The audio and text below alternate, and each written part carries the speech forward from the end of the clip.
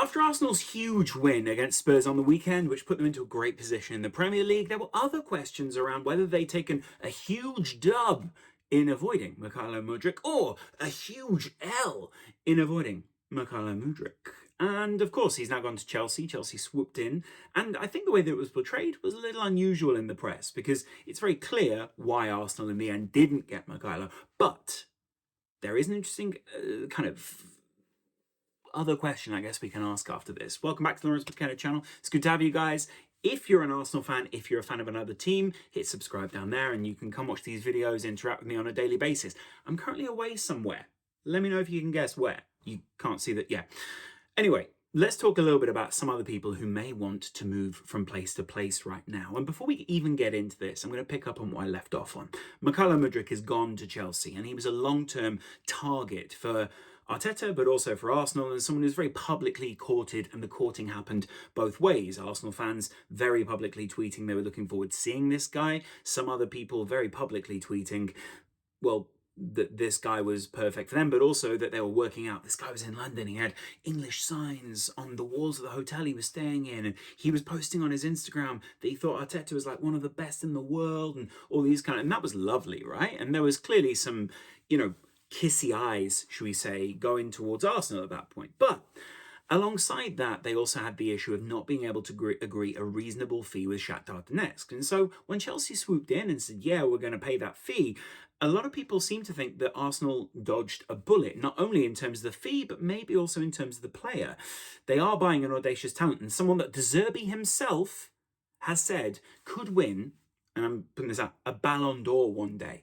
But he also said that he needs to find the right manager and the right fit. A lot of people saying that he zones out if he doesn't get the right manager. Now, he seemed very fit on Arteta, and a lot of other people seem to love Arteta, right? For instance, Zinchenko and Gabriel Jesus, and maybe even someone else in there, wants to play under him because clearly they enjoy his kind of coaching, they enjoy his demeanour, and they enjoy the atmosphere that he creates around a team. And before we get into the other options, I just want to give a shout out to some of the guys in the team who aren't getting many minutes right now, but are still in the squad. Gabriel Jesus right now, obviously injured and is a huge loss for them. A big impact on why they might need to sign another forward right now, especially if they want to continue this title push.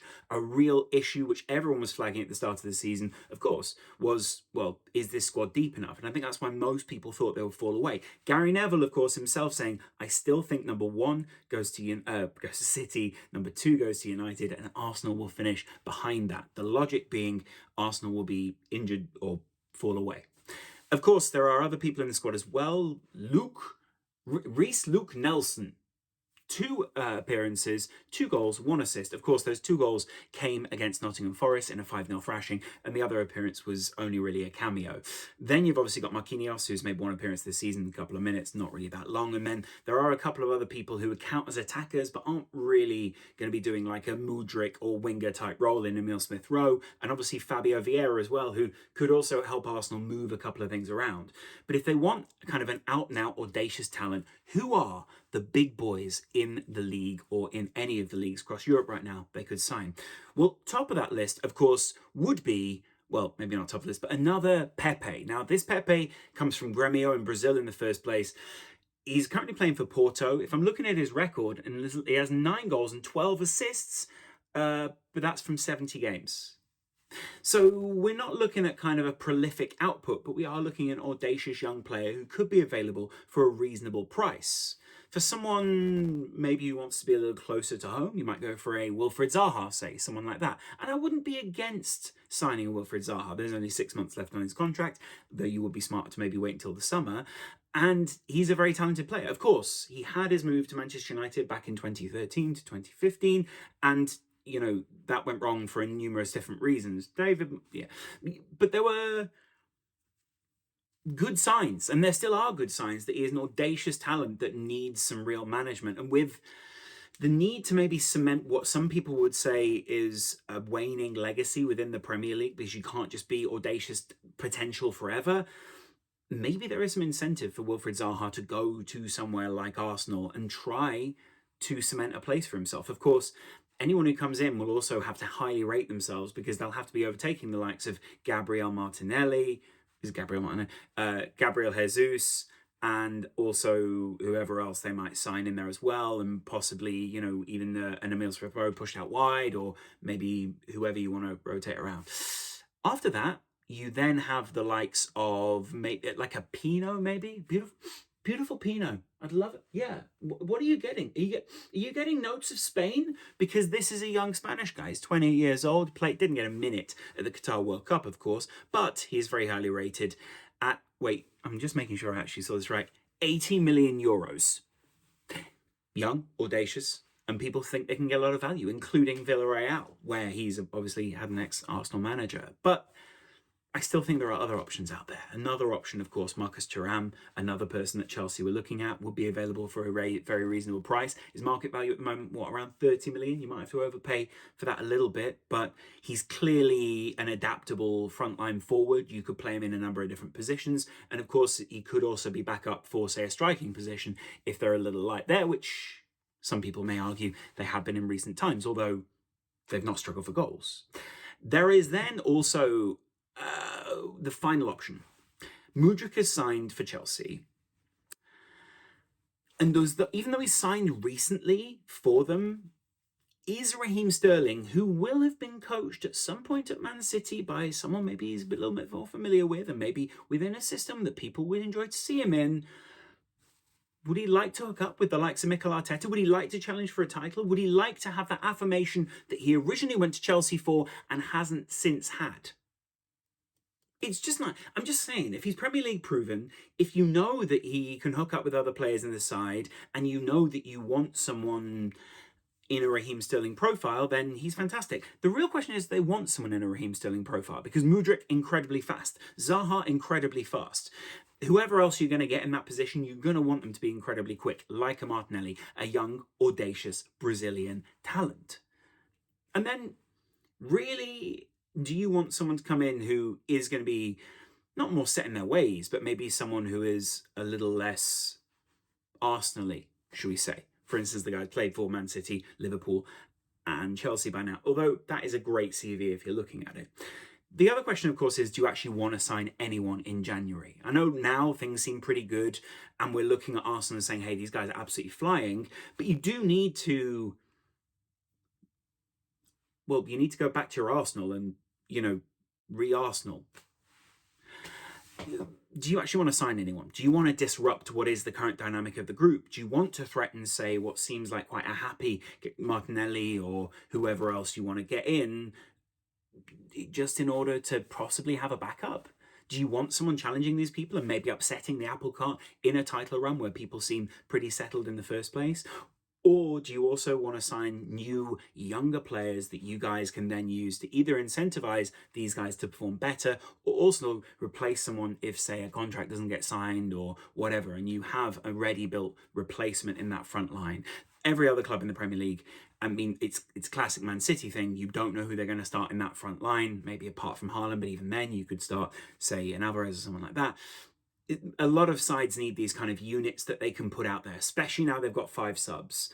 And I get it, like, Arsenal aren't going to want to overpay for people. And in fact, they just walked away from Modric signing because they didn't want to get sucked into any transfer.